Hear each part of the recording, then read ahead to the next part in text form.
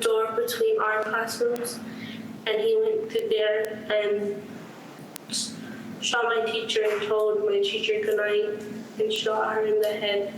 And then he shot some of my classmates and the whiteboard. When I went to the barracks, he shot my friend that was next to me, and I thought he was going to come back to the room, so I grabbed the blood and put it all over me. And what did you do then when you put the blood on yourself? Just stay quiet, and then I got my teacher's phone and called 911. And what did you tell 911? I told her that we need help and to send the police in our classroom. Some powerful conversation. That was 11-year-old Maya Cirillo talking about surviving the Uvalde school rampage. Mass shooting survivors are testifying in front of a Congress committee today south of the border that is examining gun violence in the U.S. For more on this, we're joined now by John Micek, editor-in-chief of the Pennsylvania Capital Star. John, thank you for being with us again. Look, a lot of people are saying that if Sandy Hook, the shooting that killed 20 kids back in 2012, didn't get anything changed, what are the chances that the survivors, the family members of these victims testifying before the House Oversight Committee is going to get any change done? What are your thoughts? Yeah, unfortunately, the odds are equally long this time. We have a package of 7 bills that have surfaced in the U.S. House of Representatives. Hearing on that last week, the main plank of that one is a bill that would ban the sale of these assault-style weapons to anyone under the age of 21. Republicans pushing back hard against that one. Clinging to the Second Amendment. They are working slowly on a compromise in the United States Senate that would not include an assault weapons ban. It would not include the kind of universal background checks favored by the White House, and even that is sputtering along. We saw really emotional testimony in the U.S. Senate Judiciary Committee yesterday. We will see that same emotional testimony in the House today.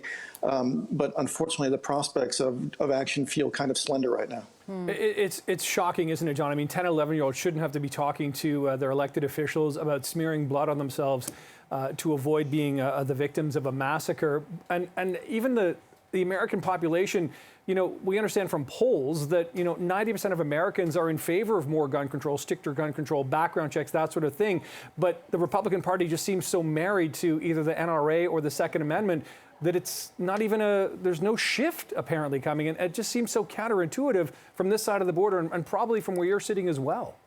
Well, I was struck by the fact that your prime minister just last week, after this shooting here, said, "Okay, we're going to ban guns," and your conservative party jumped right on board with it as well. I mean, granted, we have the Second Amendment, which makes things a little bit more complicated, but I know we kind of look like the mad cousin in the attic or in the basement, I guess, if we're being correct geographically, compared to what you guys are getting done up there. I said this to somebody else not long ago. We have made this calculus as a nation that we are willing to countenance the death of X number of children every year so that we can cling to this false fiction about the Second Amendment preserving all gun ownership rights.